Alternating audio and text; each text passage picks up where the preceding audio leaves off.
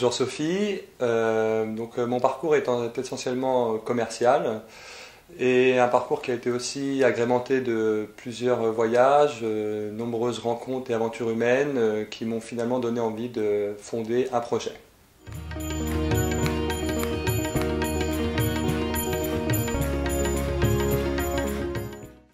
Omindia, et donc comme vous avez pu le comprendre à la question précédente, est venu au cours d'un voyage. Il est important de rappeler que nous sommes deux membres fondateurs, donc Julie et moi-même. La première genèse, c'est un petit peu, on va dire, suite à un voyage, une chance que l'on peut reconnaître en fait d'avoir accès à certaines choses, d'être né dans un pays, avoir accès à l'éducation, des études universitaires, et très vite quand on revient ici à la suite de certains voyages, on peut se poser des questions un petit peu sur l'impact qu'a cette chance et de la manière dont on s'en sert.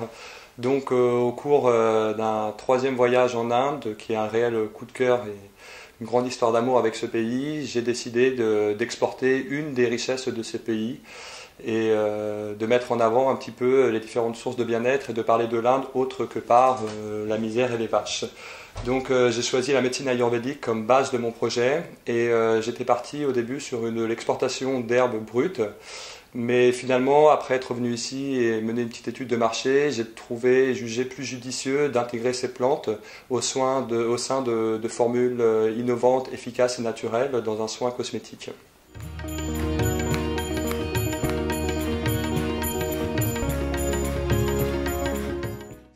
Alors Omindia, le nom m'est venu très vite et c'est une des seules choses qui ne m'a pas vraiment posé de problème lors du projet.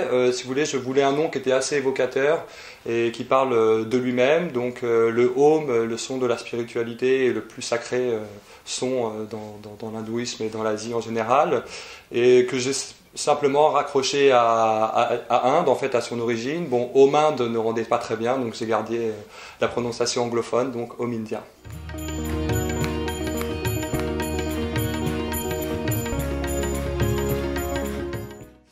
La cosmétique ayurvédique, déjà de base, c'est un soin naturel, sain, végétal. Un soin qui agit bien entendu en harmonie avec la peau, le corps et l'esprit. Un soin physique et émotionnel. Et on va dire vraiment qui se différencie, c'est par rapport à l'approche, si vous voulez, de l'Ayurveda en général, mais sous toutes ses branches, pas forcément la cosmétologie ou le massage.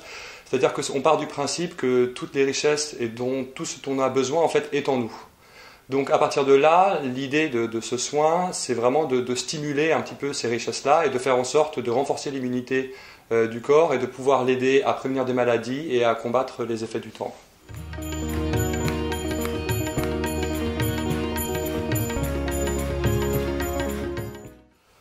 Le massage dans la cosmétique ayurvédique, je dirais, il en tient autant qu'il en a en Inde. C'est-à-dire que le massage, c'est un véritable art de vie, un rituel.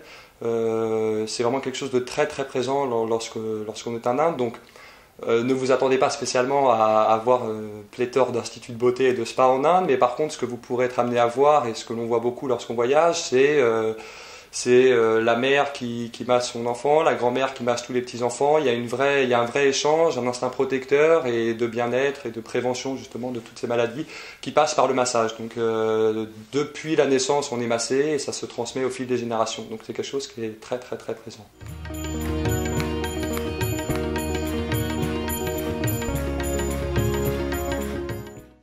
Dosha. Alors dosha, on va dire que c'est une des caractéristiques de la médecine ayurvédique et une des différences par rapport à la médecine allopathique, si vous voulez, où avant d'administrer un soin à une personne, on va tenter d'analyser et de comprendre sa constitution, dit constitution ayurvédique, profil ayurvédique, appelé dosha. Le dosha, il est déterminé, bon, je vous le résume simplement, en fonction donc de la génétique de la personne, de ses caractéristiques physiques, mais aussi de son environnement et de son mode de vie. Il en existe trois. Il y a le premier dosha qui est Vata, après Pitta et Kapha. On en a généralement une prédominance sur deux et au fur et à mesure du temps, on tente à évoluer et nos doshas peuvent être amenés à changer au fil de notre vie.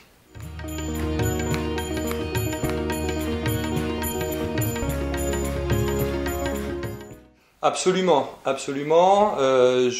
C'est assez compliqué déjà de pouvoir analyser on va dire avec pertinence la constitution ayurvédique de chacun, mais pour moi, à mon échelle, vous résumez simplement, on va dire en gros donc sur les 3 doshas que je vous ai cités qui sont Vata, Pitta et Kapha, on va dire que le Vata a une tendance à une peau claire, sensible et sèche, le Pitta a une peau normale à mixte et le Kapha a une peau grasse à tendance acnéique.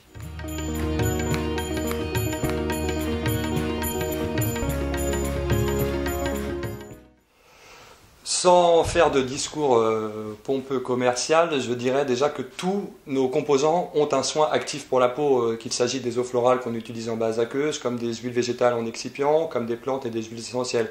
Donc chaque composant a vraiment une caractéristique physique. Et je pense que bon, l'importance dans cette question est plutôt de s'axer sur les plantes ayurvédiques. Comme je vous ai dit tout à l'heure, on utilise un grand nombre de plantes ayurvédiques dans chacun de nos soins qui peuvent avoir des vertus, on va dire, purifiantes, régénérantes, stimulantes. Mais après, ce qu'il faut savoir aussi, c'est que chaque plante... comment dire, si vous voulez, par exemple, moi, lorsque j'ai créé les formulations avec les docteurs sur place, il y a des plantes que je trouvais bonnes en lisant la pharmacopée védique et donc que je voulais utiliser dans les soins. Mais le problème, c'est qu'après, le vrai savoir, et c'est la raison pour laquelle nous faisons tout fabriquer en Inde, c'est de connaître en fait la synergie qu'on peut faire entre ces plantes avec les huiles végétales, avec les eaux florales. Donc, c'est pas parce qu'une plante est dite avec telle caractéristique stimulante, par exemple de la circulation sanguine, qu'une fois intégrée dans le soin, elle va avoir la même vertu. Donc l'idée, c'est comme je vous l'ai dit tout à l'heure par rapport à la cosmétique ayurvédique, c'est d'avoir des vertus, on va dire, qui stimulent, qui protègent, qui préviennent des maladies et qui accompagnent un petit peu la peau au fur et à mesure du temps et l'aident à combattre les effets du vieillissement.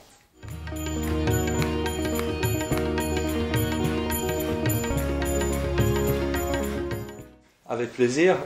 Donc nous avons décidé d'élaborer une gamme relativement courte et simple qui correspond à un protocole de soins avec un gel nettoyant, un gommage visage, un kit de masque, on va dire, un petit peu innovant avec une poudre de plante, l'eau de rose à côté et le pinceau applicateur qui nous permet l'obtention d'un soin à 100% naturel, une crème de soin hydratante et régénérante et enfin une huile de massage Abhyanga qui est vraiment l'huile traditionnelle indienne, ayurvédique, qui est de l'huile de sésame pure dans laquelle on fait décocter et revenir des plantes ayurvédiques.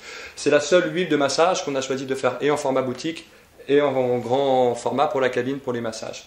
Et après, nous avons 3 huiles de massage qui correspondent aux 3 différents doshas. Donc l'huile Abhyanga que l'on retrouve en 2 fois, une huile soin apaisant donc qui est à ylang-ylang et à la lavande, et une autre stimulante qui est eucalyptus et poivre noir, qui a pour principale caractéristique de prévenir toutes les maladies en termes d'arthrose, sciatique et mal de dos.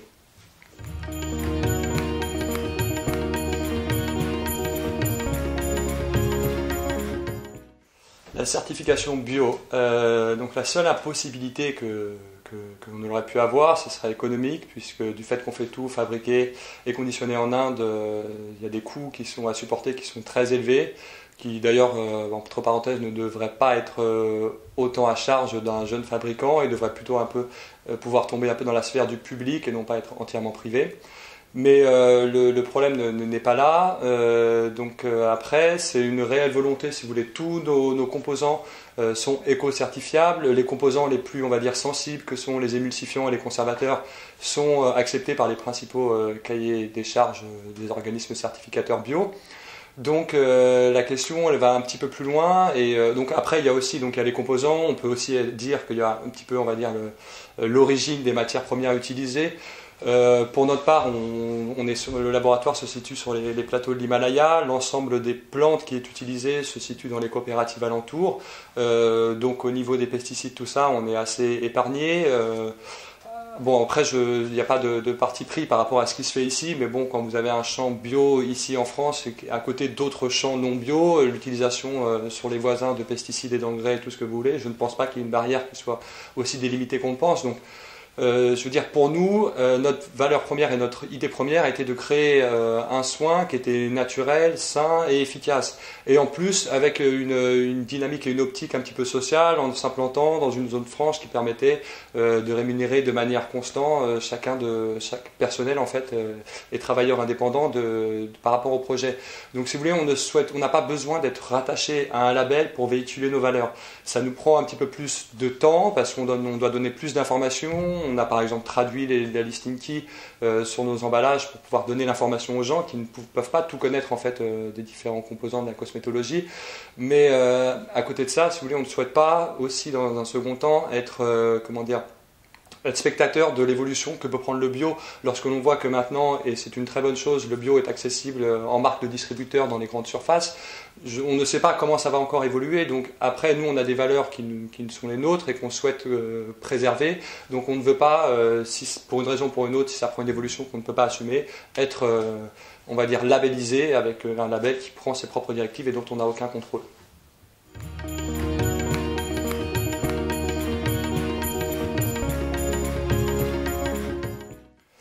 Sélectif. Si vous voulez, c'est un petit peu le même principe que la médecine traditionnelle. Ça prend beaucoup plus de temps à mettre en place, c'est plus chronophage, plus fastidieux, mais au moins ça n'a pas d'effet secondaire pour Omindia.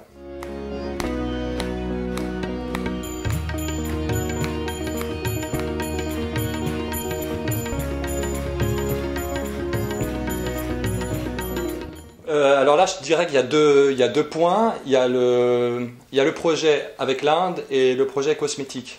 Le projet avec l'Inde, la seule chose que je peux vous souhaiter, c'est bon courage. Ça a été vraiment difficile. J'ai un grand amour pour ce pays, beaucoup de respect pour les gens qui cherchent à nouer des relations avec les marchés extérieurs.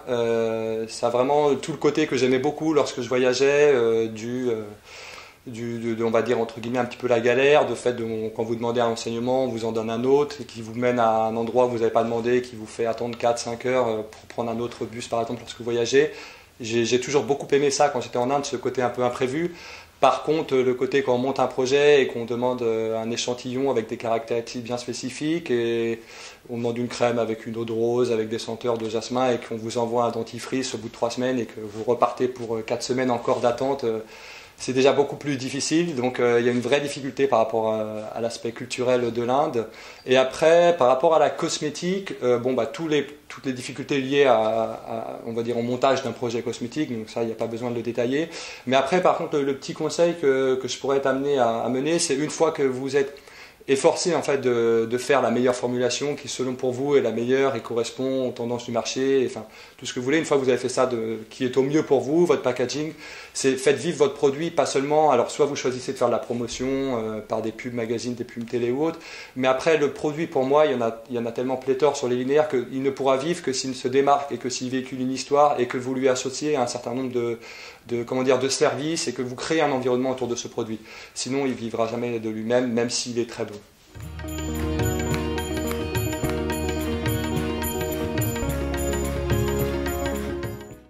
Le marché de la biocosmétique, je le vois un petit peu scindé en deux, c'est un petit peu ce que je vous disais tout à l'heure, avec à présent des produits bio accessibles au grand public,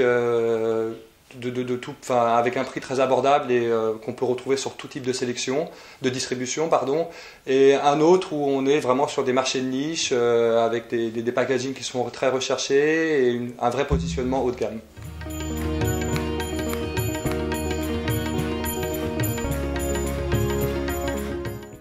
Cette question m'a fait sourire et j'ai cherché, je n'ai pas trouvé du tout de scoop, donc à part vous dire que Omindia va sortir une ligne de savon ayurvédique bientôt, c'est tout ce que je peux vous dire pour le moment.